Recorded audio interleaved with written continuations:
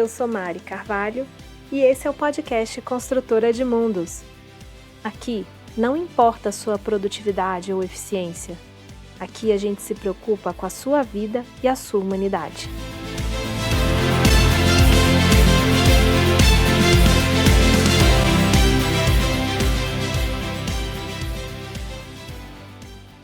Olá, pessoal, tudo jóia? Estou aqui com visita ilustre no dia de hoje, casa cheia, coração cheio, sofá cheio, do jeito que eu gosto, recebendo uma pessoa mais do que querida. Alguns convidados, todos os convidados são especiais, mas alguns convidados têm a particularidade de terem participado de quem eu sou hoje. E a convidada de hoje é uma pessoa muito especial porque, sem dúvida, ela fez parte da construção de quem é Mari Carvalho hoje. E eu queria apresentá-la lendo um trechinho de um texto de Roberto Crema, que é um psicólogo e antropólogo, que junto com outros dois filósofos e psicólogos, Pierre Will, inclusive, eles definiram o que é normose. E aí eu queria começar falando sobre isso. Abre aspas. A sociedade moderna, com o corre-corre, a falta de tempo para o cuidado espiritual e o imediatismo, fez com que as pessoas desenvolvessem com mais facilidade algumas doenças psicossomáticas. O pânico e a depressão são duas delas, assim como a normose. A última é uma prima menos conhecida e, por isso mesmo, menos identificada, segundo especialistas. Ela, a normose, surge quando o sistema no qual nós existimos encontra-se dominantemente doente, desequilibrado, corrompido. E quando predomina a violência, a competição e o egocentrismo. Uma pessoa adaptada a esse sistema está doente. Fecha aspas. E aí, o episódio de hoje, ele vem para gente conversar sobre essa doença da normose, ou para essa necessidade que a gente tem como ser humano de se inserir, de pertencer. E essa necessidade de pertencer leva a gente, muitas vezes, a encaixar eu brinco que é encaixar um redondo num quadrado. A gente quer se sentir parte desses valores, dessa cultura, dessa forma de viver, mas eventualmente essa forma de viver, ela nos agride, ou ela não está em consonância com a nossa essência. E isso tem consequências e tem impactos muito profundos em quem a gente é. E aí a gente tem duas opções. A gente fica, não duas, né? Estou aqui colocando em extremos para a gente conseguir raciocinar juntos e elaborar, construir uma conversa, né? Em cima disso. A gente tem duas opções. Uma opção é o desconforto de não sermos quem a gente é para se sentir pertencente a um coletivo. O outro desconforto é o de despertar e se perceber quem a gente é e assumir quem a gente é, não pertencendo a determinado coletivo, e daí talvez buscar esse coletivo a qual a gente pertence. Então, isso inclusive é o que a CoFuture se ocupa. Um dos valores que eu gosto de falar é o propósito da CoFutures é que as pessoas possam se vestir corajosamente delas mesmas e se expressar para poder ofertar para o mundo aquilo que realmente faz sentido para elas e para o mundo, porque daí sim você vai contribuir com a sua essência. Então, a partir daí é que a convidada de hoje está fazendo parte da construção desse mundo e eu queria te dar muito as boas-vindas, Marisa Gimenez. Casa é sua. Obrigada, querida. Já começo aqui emocionada, que é bem característica de quem eu sou.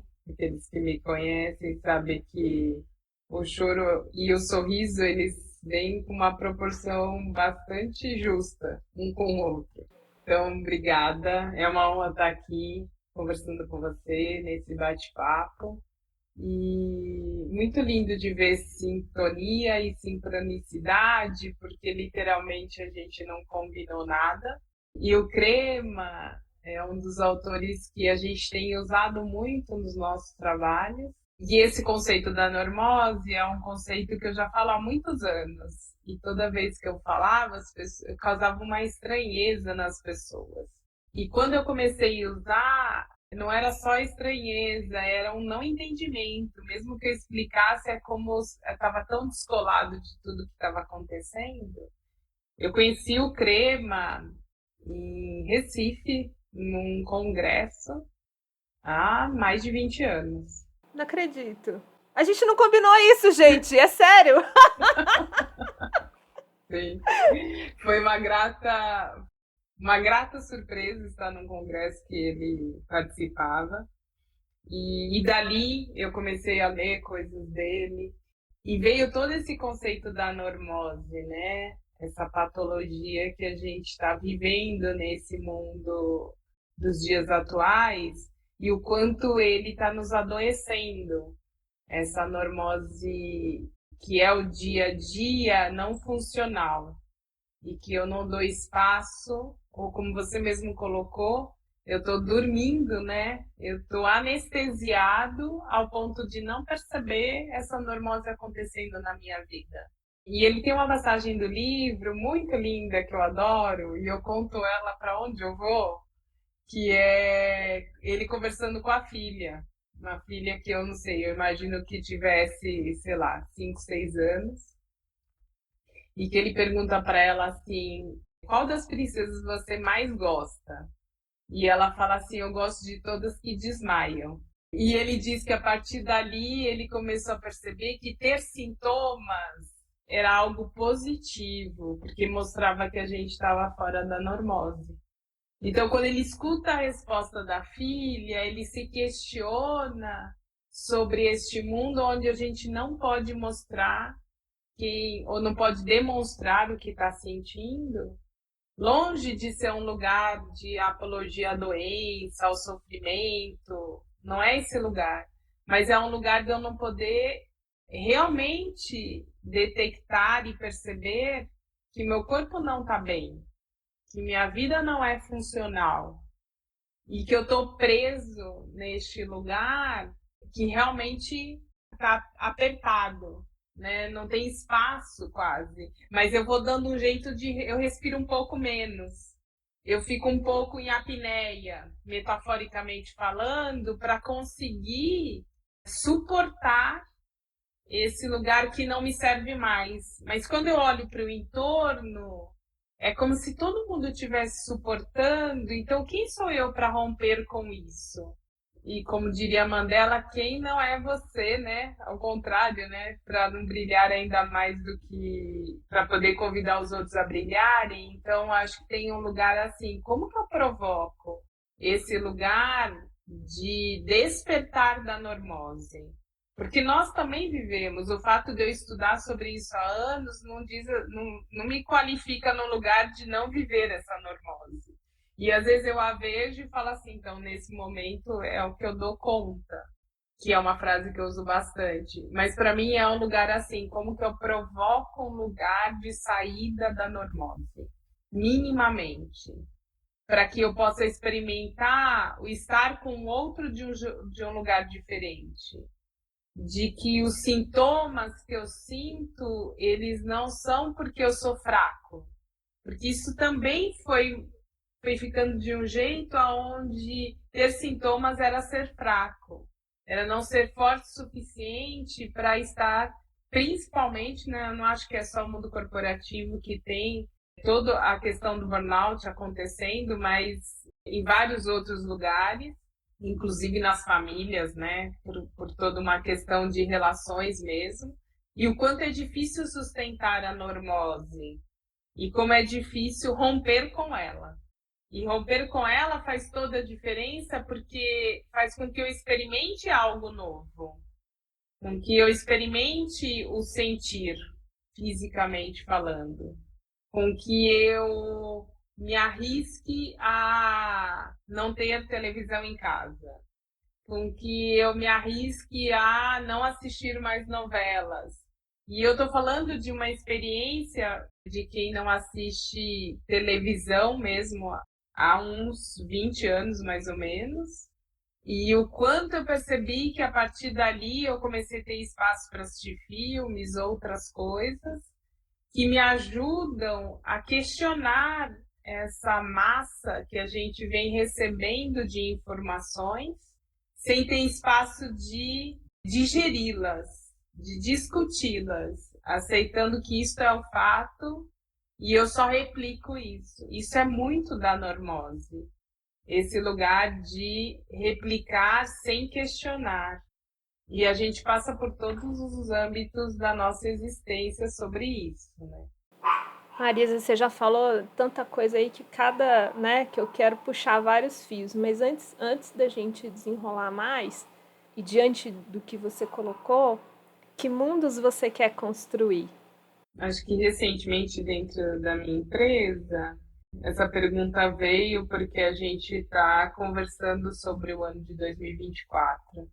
E algo que ficou muito forte para mim, que para mim esse mundo ele tem que estar relacionado com uma sociedade que possa ser emocionalmente independente e que possa desenhar futuros não só consistentes, mas que possa desenhar futuros responsivos.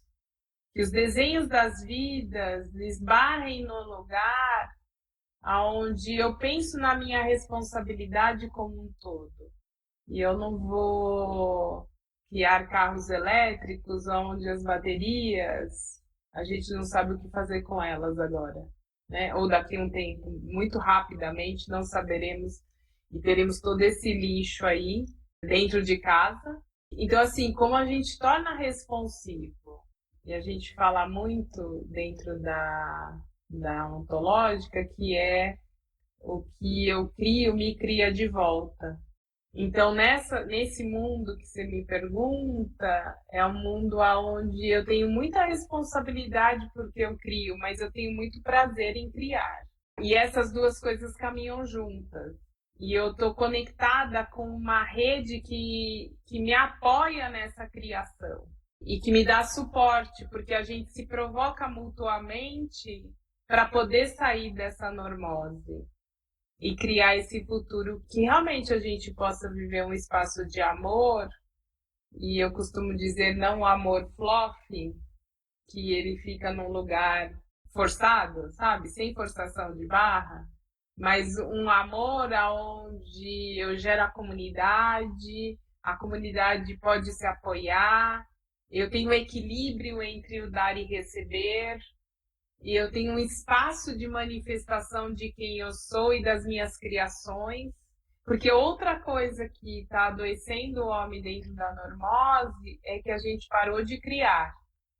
E a gente recebe uma quantidade de informações absurdas, e se você também não tiver o cuidado de fazer a triagem, elas vão te engolindo, porque eu tenho que saber mais sobre, e a gente não tem espaço de prática de todo esse conhecimento. Ele não se transforma em aprendizagem, ele vira o outro livro, a outra teoria, o que é o best-seller nesse momento, o que é o autor que está mais pop nesse momento.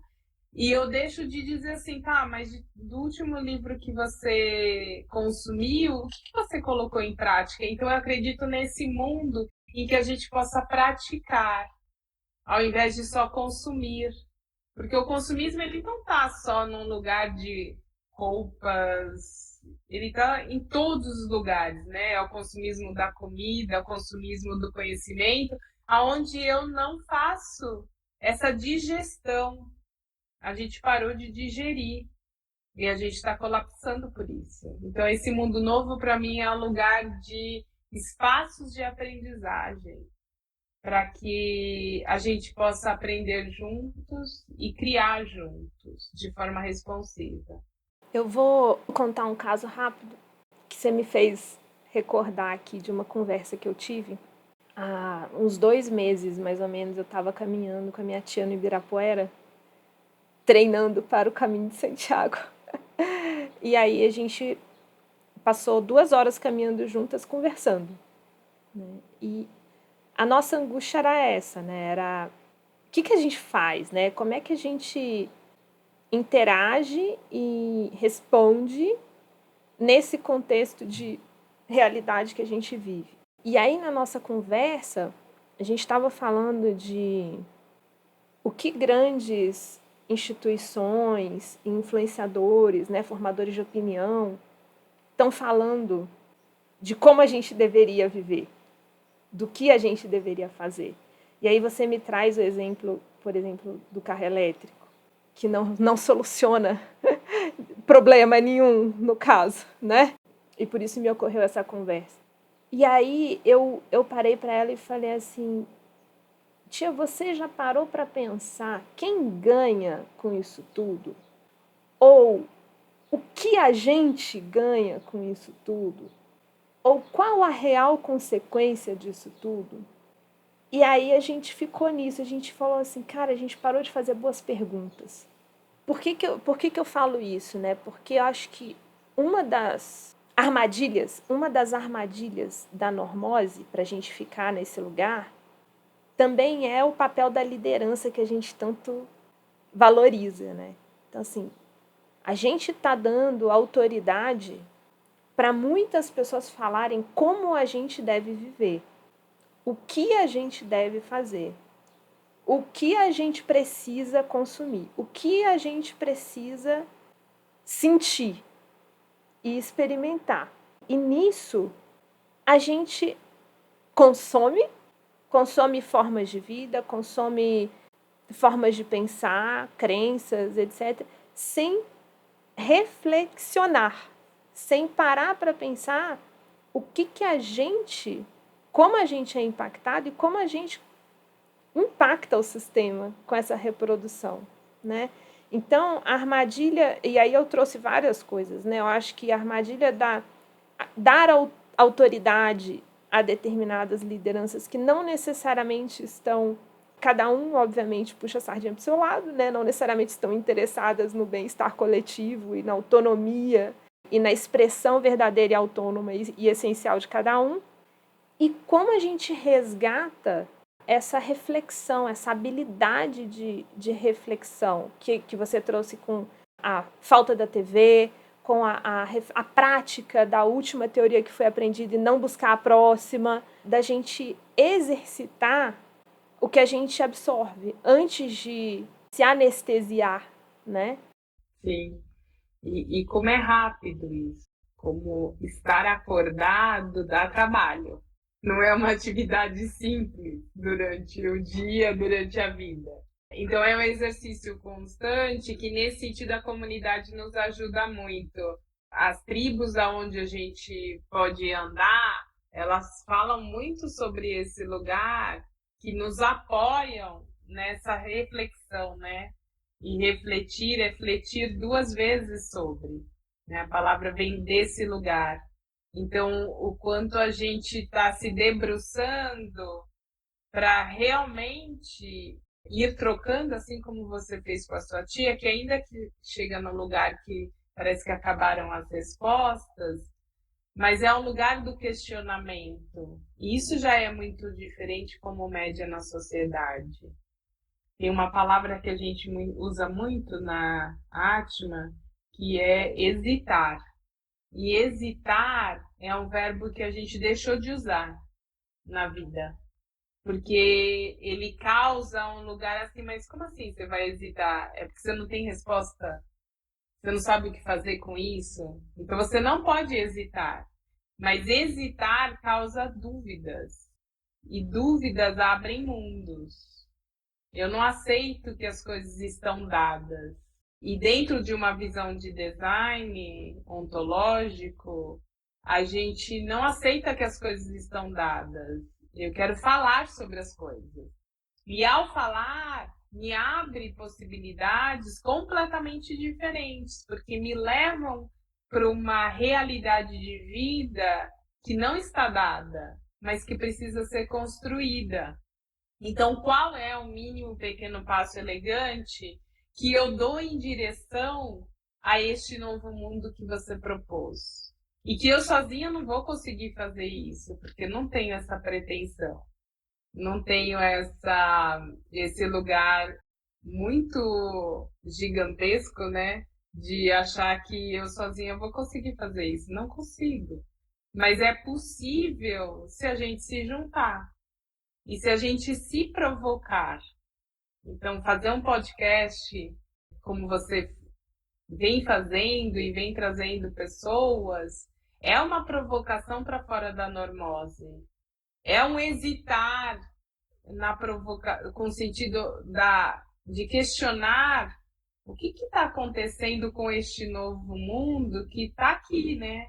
Ele é amanhã já, esse novo mundo. Não é o novo mundo, porque parece que antes, na minha época, quando a gente falava novo mundo, parecia que era um lugar assim daqui 15 anos, né? E como eu brinquei com você antes da gente entrar aqui, daqui até o final do ano eu já vou ter vivido um ano de novo. Então, assim, o espaço-tempo, ele também está sendo questionado nesse momento. Que tempo é esse? Mas eu só posso fazer isso quando eu consigo criar espaços para que essa conversa ocorra, para que eu volte para dentro de casa, que sou eu mesma, e eu consiga olhar para a minha vida e o que eu quero. E o quanto eu estou provocando em mim essa saída, essa quebra da normose. Aonde as coisas não estão funcionais, mas eu ainda não consegui movê-las. Eu também aceito. E eu olho daqui uns dias de novo. Mas eu não perco de vista. Eu não desisto. Não sai da minha frente. Vai ser através do post-it, vai ser através de alguns amigos, que eu brinco que às vezes eu faço compromissos e eu aviso meus amigos. E aí eu falo assim, então eu me comprometi com tal coisa. Daqui um tempo, se eu não te der retorno, você conversa comigo de novo sobre isso, porque isso vai me ajudando a monitorar. E eu estava num curso esse final de semana que eu achei muito figura a pessoa, e ela me falou assim: não, porque é assim, se você não conseguir assumir o compromisso com a pessoa, você paga para ela. Falei, nossa, é um nudge isso, né? Total, porque é assim. Porque o dinheiro ele tem um poder muito grande, né? E quando você realmente coloca dinheiro, você está colocando energia ali. E é uma energia para aquilo que você quer.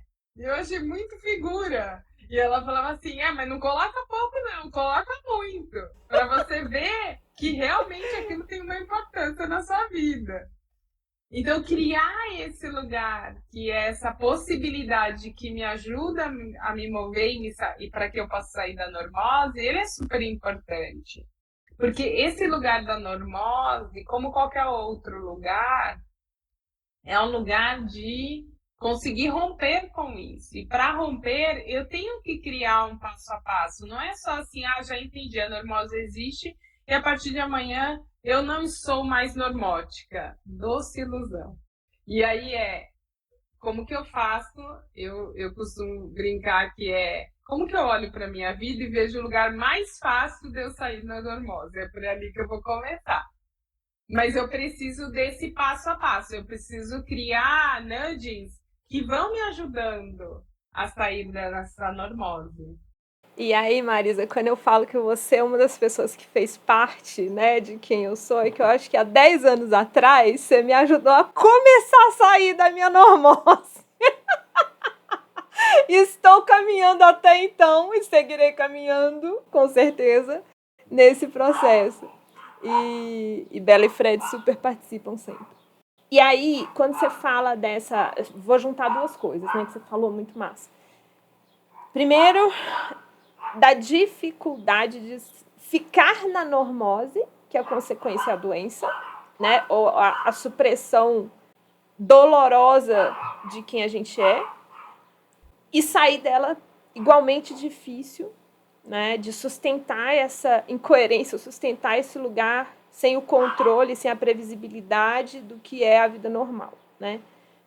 E como que a gente cria esse espaço-tempo de reflexão e de possibilidade de enxergar coisas diferentes, né? Porque é um círculo muito vicioso. Assim, como que a gente constrói, a gente tira em algum lugar, bota uma pedrinha no caminho, assim, ups, dá uma tropeçada, dá uma hesitada, né? E aí aquilo tira você do automático para minimamente conseguir se enxergar e começar a pensar nisso. E aí o que me ocorre, a gente tem tudo embarcado, né? Assim, a gente já tem grandes indícios pelo corpo e pelas emoções. Da sintonia, a gente sintoniza tudo que está acontecendo. E a gente reage a isso, o corpo reage a isso, as emoções reagem a isso.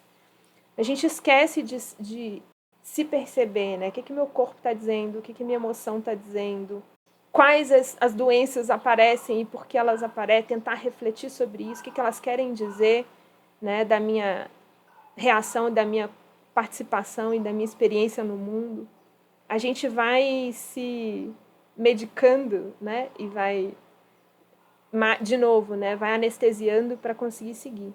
Então, esse ponto, esse fio da meada, ele também pode partir da gente começar a ficar em silêncio só e perceber o que a gente está sentindo. Já seria um passo na direção de contraponto do que é normal e do que não é, né? Acho que para mim, primeiro vem um lugar assim, estar na normose não é difícil, é ao contrário, é fácil. Porque eu fico anestesiada, ainda que eu tenha a dor, ainda que eu tenha enfermidade, ainda que eu tenha angústia, ainda que eu sinta coisas, que eu sufoque para que aquilo não seja demonstrado, é muito convidativo. É um lugar onde tem muita gente aí. Eu faço parte desse mar de pessoas que não se distinguem. Eu costumo brincar que é a Zumbilândia. São vários zumbis andando, todos muito parecidos. E ninguém olha para o lado, só tá assim tentando chegar até o final da vida, sabe? Eu só tô empurrando. Então, esse lugar é fácil nesse sentido. Custa muito, tem um preço muito alto, paga-se um preço muito alto por isso. E sair da normose, eu não acho que tenha uma fórmula. Eu acho que cada um descobre, principalmente porque cada um começa por perceber um tipo de normose em si. E depois vai pegando esse fio da meada e vai trabalhando esse fio da meada, porque daí ele vai começando uma coisa de cada vez. Então, acho que tem um desenhar desse romper com a normose. O que a gente vem estudando bastante é que nessa normose existe um estado de ânimo. Desenhar um novo estado de ânimo, e aí acho que vale uma informação sobre o estado de ânimo, que é assim, o estado de ânimo é a nossa musicalidade. É uma música de fundo que está rolando o tempo todo, ou um outro exemplo que também gosto muito de dar, é como se fosse a água para o peixe. O peixe não vê a água, e ela está ali todos os dias. Então, assim, entre ou ser a água, ou ser essa música que é uma trilha sonora que rola cada vez que eu acordo, percebê-la e criar literalmente alguns passos para poder sair é super importante. Porque o estado de ânimo, ele me tem. Eu nem percebo que ele está ali. E quando eu começo a perceber, eu começo a notar que isso não está me ajudando. Isso reforça esse lugar da normose. Então, quando eu começo a fazer o desenho de novos estados de ânimo, esse é um caminho importante para sair da normose. E aí vou até provocar seu próprio exemplo de ter ido, como a gente costuma dizer, e eu costumo, e você percebi que também, morar na roça já é uma mudança de estado de ânimo, já é uma saída da normose. Não importa o que você teve de provocações para estar aí, mas isso abriu uma possibilidade de um sonho que estava lá guardado em algum compartimento e você puxou a gavetinha e apareceu. E nesse lugar, você mudou o estado de ânimo. Você se conectou com algo que você saiu de um lugar que poderia ser um lugar de ressentimento para um lugar de ambição. Então, eu deixei de ressentir alguma coisa para começar a olhar para um lugar de ambicionar coisas. Então, o estado de ânimo em si é um desenho, te ajuda no desenho de romper com a normose, mas a forma como isso é feito vai de pessoa para pessoa. Essa mudança de estado de ânimo que permitiu que eu saísse um pouquinho mais da normose, né, e dar mais um passinho aí, ela não aconteceu também voluntariamente no sentido de eu acordei e agora vou mudar minha vida e percebi que eu tô no lugar que eu não quero estar, né? Não nessa facilidade. Sim. E nessa leveza de escolha. O que eu quero colocar com isso, né? Para que a quebra aconteça do padrão, perfeito, e o que eu vejo ao meu redor, e é só o que eu vejo, uma amostragem muito pequena da realidade, que realidade também é outra coisa, que eu só vejo do lado de fora, eu não vejo o que cada um sente, mas dessa amostragem que eu vejo, essa quebra, ela parte de uma dor suficientemente grande para aquela pessoa, seja ela qual for. E aí talvez seja isso que você queira dizer, que eu estou tentando entender, né, te escutando. Que cada um tem a sua normose e talvez a dor vai acontecer dentro daquela normose, né? Então, se a dor é suficientemente grande para a pessoa, seja porque a pessoa quebrou, seja porque a pessoa perdeu alguém que amava muito, seja porque a pessoa teve uma doença gravíssima, seja porque, sei lá, várias quebras de mundos da pessoa, sim, de realidades, e aí sim aquilo vira quase um estopim, porque aquela quebra te faz perceber o seu mecanismo, perceber a sua atuação, e aí ser possível, por isso que eu mencionei o corpo e a emoção, porque a partir do momento que isso acontece, você volta para se olhar. E quando você volta para se olhar, que aí, né, dentro do meu contexto, eu acabei vindo para cá, que fazia parte de um processo de cura e fazia sentido para a vida que eu queria construir. Perfeito. A partir de uma dor que foi suficientemente grande para me tirar do automático. Então, o meu ponto é, e aí talvez tem várias perguntas aqui dentro de mim, né? A gente parte dessa dor, é necessária essa dor? Porque qual é o gatilho? E aí é esse, como que a gente consegue se enxergar dentro da normose? Qual é a pedra no caminho que faz a gente... Ups! Acho que eu sempre fui muito conectada com esse lugar apreciativo, né? De olhar para a vida literalmente de um lugar de quem olha o que tem o copo meio cheio. O fato é, aí voltando para o exemplo da filha do Crema, é que nós temos sintomas, mas às vezes a gente nem percebe que tem. Eu não estou falando nem de algo externo, eu estou falando de algo que acontece comigo, fisicamente falando. Mas também tem algo que acontece emocionalmente falando, que também é uma dor, que eu não consigo localizá-la às vezes, mas ela acontece. E eu acho que a gente pode aprender e antecipar uma quebra, mas se a gente olha para a nossa vida, foram menos momentos em que isso aconteceu como média. Na média, a gente vê a quebra a partir de uma dor.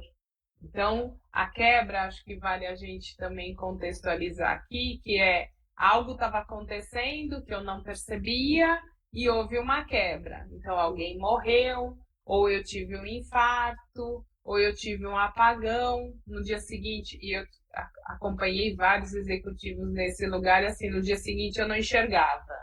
Aí eu passei a enxergar um mês depois, eu fiquei um mês na escuridão. Ou até o nascimento de um filho, não necessariamente ruim. Isso, mas quando você perguntou da dor, acho que eu estou enfatizando o lugar mais negativo, vou pôr entre aspas aqui, mas eu não acredito que é só. Mas como humanidade, como monumento da humanidade, a gente está ainda muito mais pela dor do que pelo amor. Sem dúvida nenhuma, o nascimento de um filho pode mudar a vida de uma pessoa, porque tudo que acontece a partir dali. Uma viagem, que foi a viagem que você fez, é uma quebra. E você provocou a quebra. O quanto isso também é super benéfico para uma mudança de estado de ânimo. Então, o que eu quero dizer é que eu não acredito só na dor, mas ainda a gente está num padrão de sociedade que é a dor que está regendo no momento em que a quebra acontece para a gente ter a pausa. E eu gosto muito desse lugar de ver a dor como uma pausa. É um convite para pausar. Mas que muitas vezes a gente fala assim: ah, vou pôr um fone de ouvido, tá? Muito barulho. E não, agora eu vou pôr um algodãozinho aqui e nossa, nem escuto tanto ruído. E aí eu vou indo. Então, assim, eu vou negando a dor até que ela vai sendo mais pulsante e às vezes até que ela se torne de fora para dentro, né? No sentido de que eu perco alguém. Então, assim, tem várias coisas que acontecem. Eu sou demitido. Essa é uma quebra. E que pode ser um super impulsionador para sua vida. Então, não estou num lugar também de poliana, de que a vida é assim, agora eu decidi, porque eu sou uma pessoa muito iluminada, a sair da normose. Não estamos nesse lugar, na real, no dia a dia. Opa, não mesmo. Então, nesse lugar de quem está aqui e vivendo as coisas desse mundo carnal mesmo, né, onde a gente sente na própria carne, eu acho que assim, a gente tem momentos que não precisa ser de dor e que pode ser um super convite para sair da normose. Mas ainda vejo que eles são convites que a gente vê menos. Não estou dizendo que eles não aconteçam, mas a nossa lente da normose tem mais dificuldade de ver. Ou senão eu digo assim, nossa, é muito bom para ser verdade. Então, acho que não. E eu acho que tem uma coisa, uma característica do jovem que ele está mais propício, parece, também a ver mais esses momentos de quebra positiva, sabe? Oportunidades, né? Acho que tá menos viciado, ainda que tenha todos os outros vícios, né? Todo a questão do álcool, a questão da própria droga, né? Lícitas ou ilícitas, o quanto ela é uma anestesia para que eu possa sobreviver.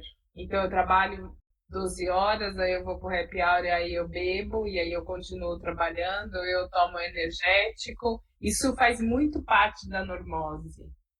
Esse lugar de as drogas, as substâncias, elas também vêm para um lugar da normose muito forte. Muito de anestesiar para eu conseguir um rendimento ainda maior. Isso conecta com a sociedade da produtividade, né? E de produzir mais, e de entregar mais, e de ser mais excelente, e de, além de tudo, eu acordo às 4 horas da manhã, e eu corro, e eu faço a maratona. Então, assim, é tudo tão perfeito nesse mundo normótico. Ele tem tanto filtro, ele me esconde tanto, que as pessoas na normose acreditam em vidas perfeitas. E elas não são reais, minha gente, porque a imperfeição faz parte da vida. E nesse lugar é começar a lidar com essa imperfeição e descobrir com ela. Mas super concordo com você que não é de um lugar só de um único lugar que a gente parte. A gente parte dos dois lugares, mas com menos visão, né? A gente ainda precisa de um óculos mais potente para enxergar mais as oportunidades positivas ou antecipar quebras. E eu acho que é isso, nessa nova sociedade, na sua pergunta quase inicial, nesse novo mundo, acho que a coragem de antecipar quebras vai gerando mais fluidez. Você vai entrando mais ou você fica fora do flow menos tempo. Acho que é isso. É como se você percebesse e falasse assim, ops, não é por aqui. Caí aqui numa armadilha. Eu já conheço. Eu tenho mais musculatura para sair dessa armadilha. Percebe mais rápido, né? Sim. Você trouxe a questão também da criatividade e de usar as oportunidades para construir esses caminhos novos, né? E aí eu percebo também algumas pessoas que chegam para Co-Futures e escutando também, né, de amigos e quando as pessoas vêm falar comigo, né, sobre a minha transição para a roça, eu escuto duas coisas, né, muito frequentemente. A primeira é, mas não tem outra opção.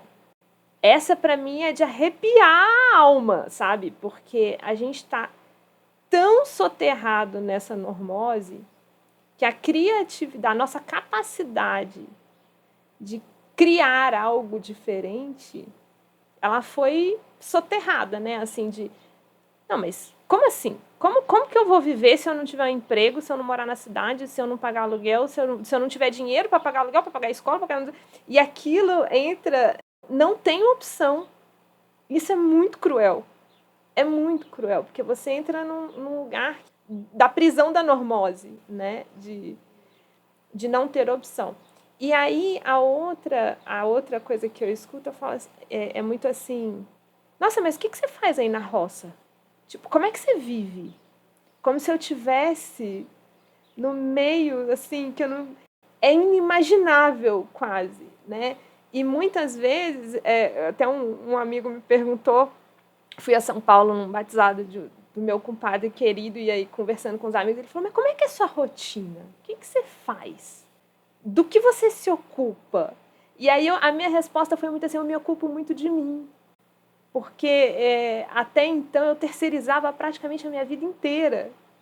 E aí eu comecei a voltar a tomar conta de mim também. Então eu tomo conta da casa, eu faço a minha comida, eu tenho tempo que eu sento na rede para estudar, que não é na frente do computador, o tempo inteiro sentada. Eu vou na roça, levar semente, levar material, eu subo o morro, então eu não preciso da academia, até poderia também fazer uma academia, mas o corpo está vivo, o movimento está presente na minha rotina, o cuidado está presente na minha rotina. É tudo perfeito? Não, gente, esquece, tá? Estou dando só um exemplo de outra realidade que é muito distante. E para mim, já foi impossível também. Em determinado momento, eu falava assim, não tem saída, não tem alternativa. Como que eu vou viver fora desse contexto normal, né, que é a normose? Então, a gente enxergar possibilidades, eu acho que é a gente começar a alimentar o nosso coração de esperança, né, de vida. E aí eu gosto muito da frase que a Júlia Vidal falou, né, no episódio que a gente gravou, que ela fala assim, de passar de uma vida de resistência para uma vida de existência. E aí esse meu, talvez a minha pretensão com a construtora né, trazendo pessoas queridas para a gente conversar, de compartilhar possibilidades, né, de mundos diferentes, para que a gente tenha referência, para que a gente tenha representatividade, para que a gente tenha exemplos que fertilizem um pouquinho de uma sementinha diferente de formas de viver. E como isso soa para você? Me vem uma pergunta e me vem uma reflexão. A reflexão é como tá dados os nossos futuros, né? Ao ponto de alguém perguntar como você vive. e ninguém pergunta o que que acontece com você enquanto você vive aí. Ninguém querer saber realmente de como é a existência num lugar que a roça traz, que tem toda uma simplicidade também, e que te demanda menos consumismo, e que te demanda. O tempo parece que é um outro tempo. Então, dentro do rol dos privilegiados que somos, por que não redesenhar as nossas vidas ao ponto de encontrar novas possibilidades? Então, acho que para mim essa é uma reflexão e uma pergunta é: e como é viver fora da normose e fazer desenhos, sendo que eu já estou numa configuração de sociedade onde eu não sou privilegiada? Como caminhar e acompanhar pessoas que têm menos privilégios e que podem também diminuir a dose de normose, mas as provocações são outras, diferente da provocação que nós, como privilegiados, temos. Que provocações são essas que a gente pode fazer para as pessoas que são menos privilegiadas, porque é uma outra realidade, é um outro contexto de vida, é uma outra necessidade, porque senão eu acho que fica aí, beira a hipocrisia, quando a gente diz assim, não, porque é igual. Igual é nessa bolha de privilegiados. E aí realmente eu acho que as pessoas se diminuem tanto que não conseguem nem enxergar que tem um outro lugar que é infinitamente longe do que a gente está vivendo e que são outras perguntas. E mesmo assim, eu realmente acredito que tem uma dose muito grande de normose, porque nós estamos como sociedade, né, tem uma base muito forte nessa questão do patriarcado e do não questionamento, e só recebe. Mas provocar essa sociedade, privilegiados ou não privilegiados, para olhar seus contextos e começar a perceber pequenas coisas que podem ser mudadas, que são de grande impacto. Então, a comida que você come hoje provavelmente já mudou a sua forma de existência. E parece algo pequeno, mas tem um grande impacto na sua vida. Não sei se, para mim, veio um pouco da pergunta: como é trabalhar com os não privilegiados para a saída da normose? Me ocorreram duas coisas, Marisa, e não tem resposta fechada, né? A gente está aqui na troca.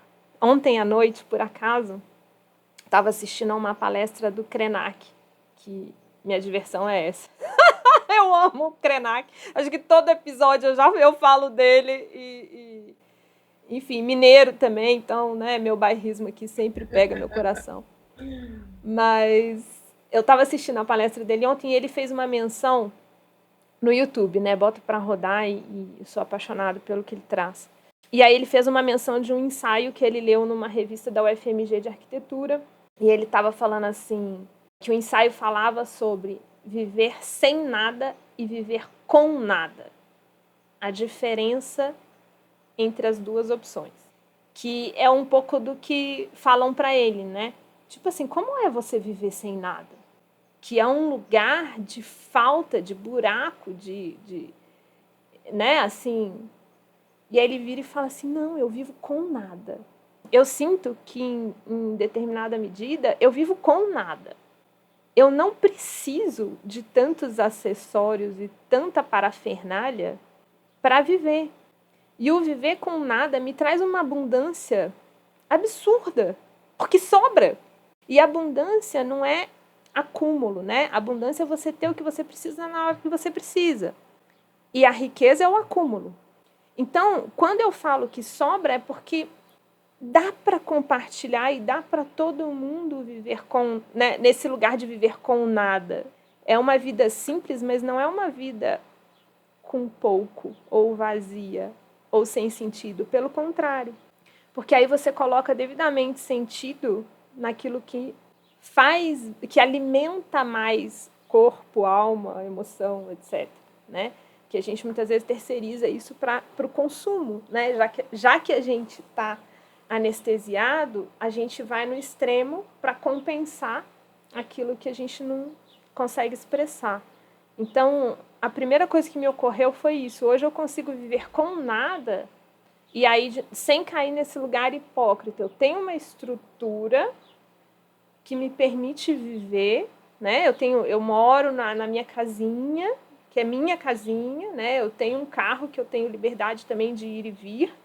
E aí eu vou entrar na segunda parte, que foi o que eu estudei muito nos últimos 2 anos, que é o pai da permacultura, um dos escritores e desenvolvedores da ideia de permacultura, e ele fala sobre as 8 formas de capital.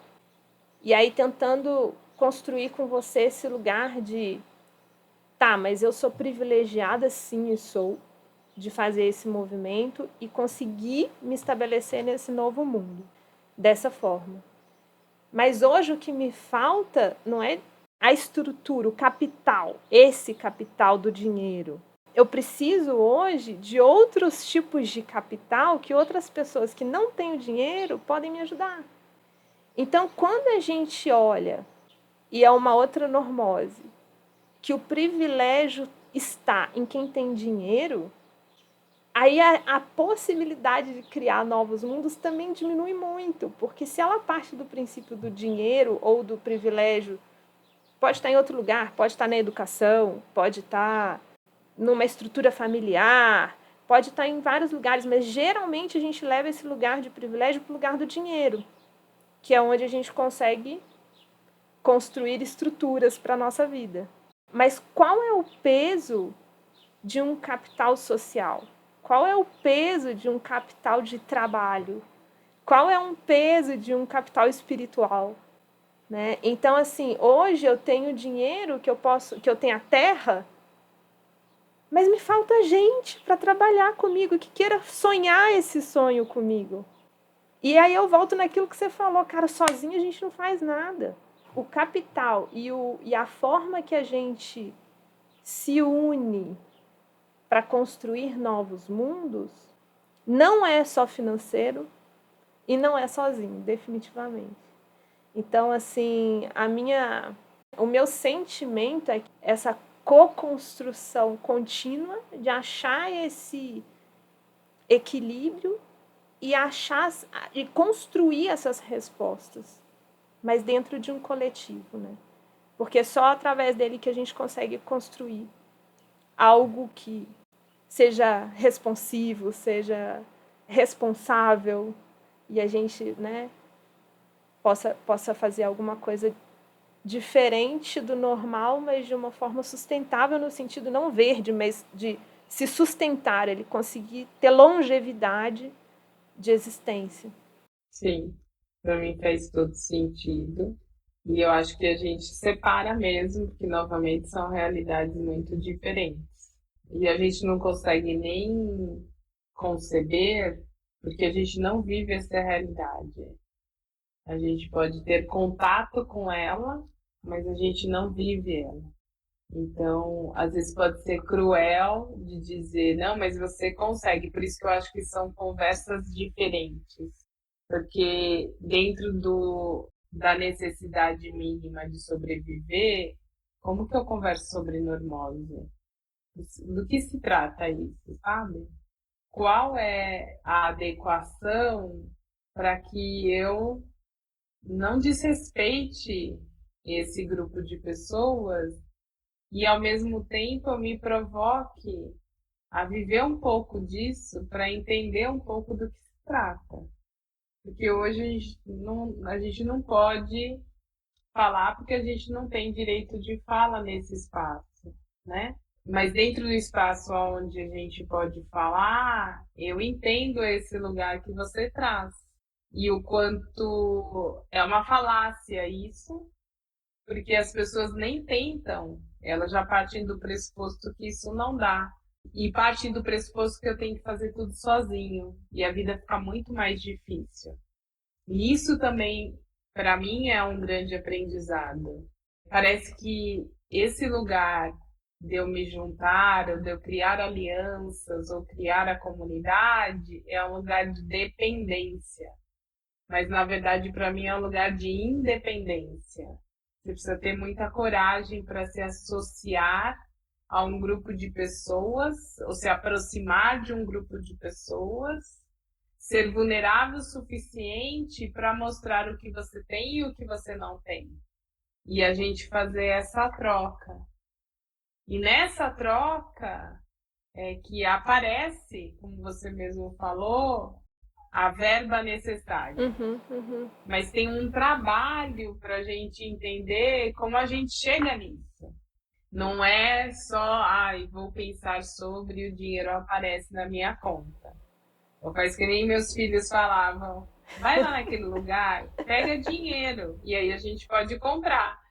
E aí ele não entendia que eu tinha que pôr dinheiro para poder pegar dinheiro. Ele achava que o dinheiro aparecia. Da árvore, né? Tira lá e vai. Isso! E ele falava assim, vamos naquela maquininha que faz dinheiro.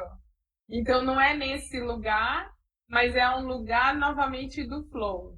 Se eu estou muito conectado com o que eu quero, eu estou mais no flow. E eu encontro oportunidades, eu encontro pessoas. As pessoas surgem, eu acredito muito nisso. Minha vida é muito marcada por sincronicidade. Desde os momentos mais difíceis emocionalmente e financeiramente mesmo falando, onde pessoas apareciam dizendo assim, não, mas eu posso te dar isso. Aí eu falo assim, não, mas como assim você pode me dar? Não, eu posso te dar isso. E aí, assim, todo um desafio de superar esse lugar de poder receber X, não necessariamente dinheiro, mas que me ajudou ali a criar algo e voltar ali e poder propiciar para outras pessoas outras coisas.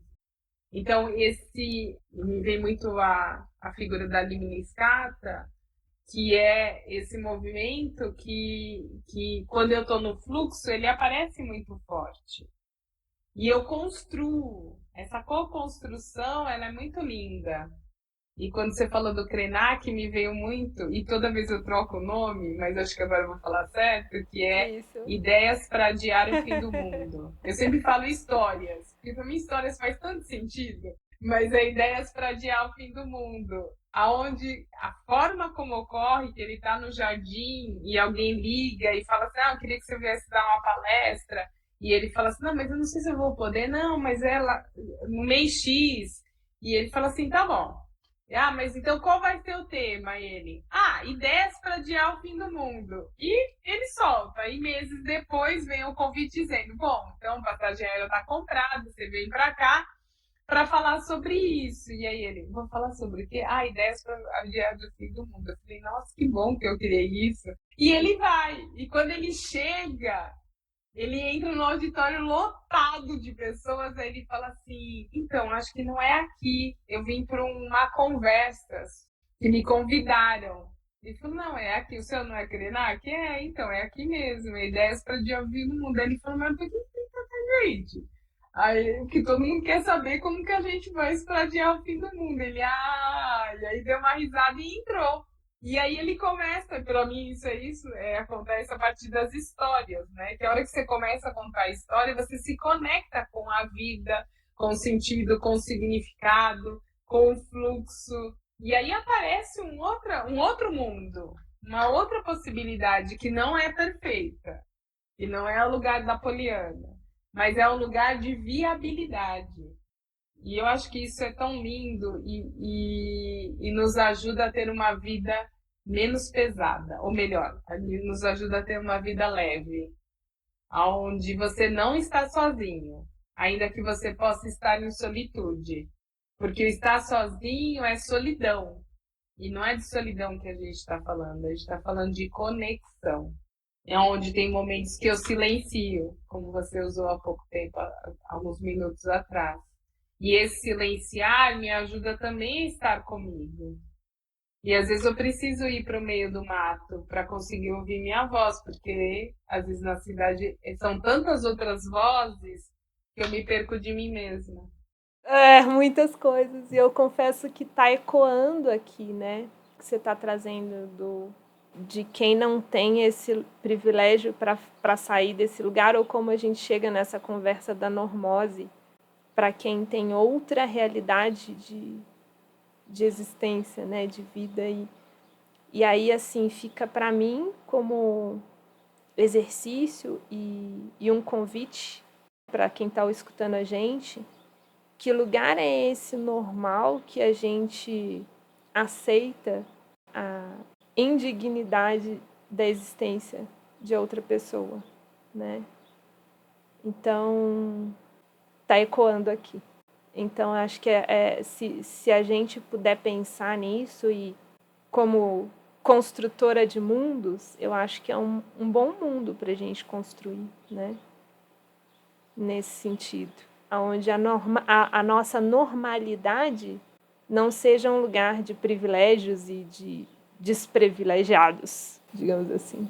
Sim, seja uma única sociedade. Acho que é um bom desejo. É um ótimo desejo de que a gente não fique mais dividido entre privilegiados e não privilegiados, mas que a gente tenha uma sociedade, pouco a pouco, que ela vai se transformando numa sociedade mais econômica. E é um trabalho longo, mas como eu começo meu pequeno mínimo passo elegante, e foi bonito isso que você trouxe desse lugar da indignidade, né? Enquanto isso é sofrido, enquanto a gente não se acha digno no mundo. E isso atinge a todos nós. E como a gente pode ter conversa sobre esse lugar que faz com que a pessoa se sinta indigna, sendo privilegiado ou não. E aí pode ser que tenha uma conversa que comece a caminhar para esse espaço mais equânime. E o quanto a gente precisa se aproximar para poder enxergar qual é a dor e quais são as histórias, porque são histórias bem potentes também.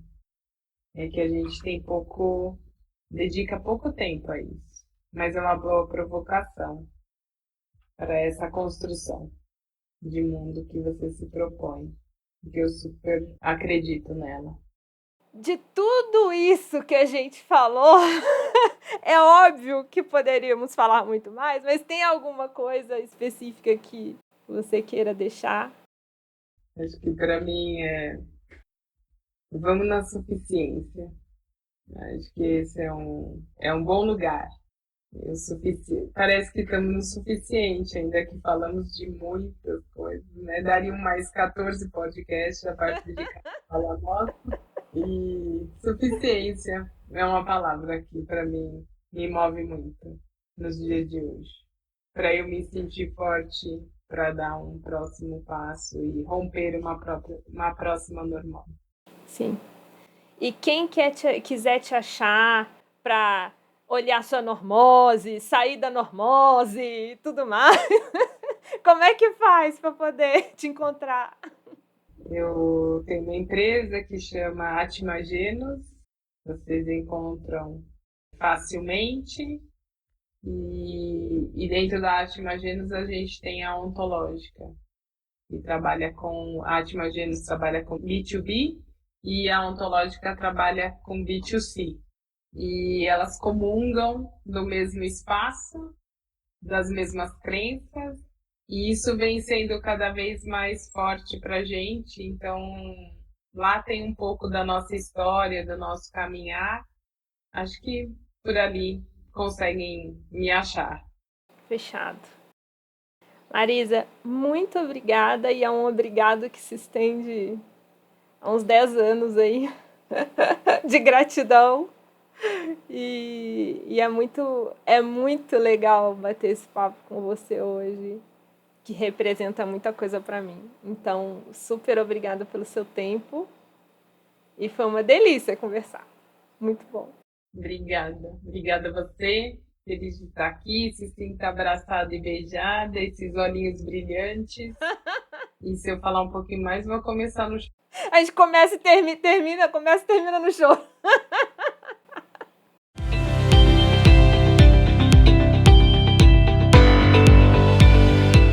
Esse foi mais um episódio para inspirar a construção de mundos que queremos ver e viver.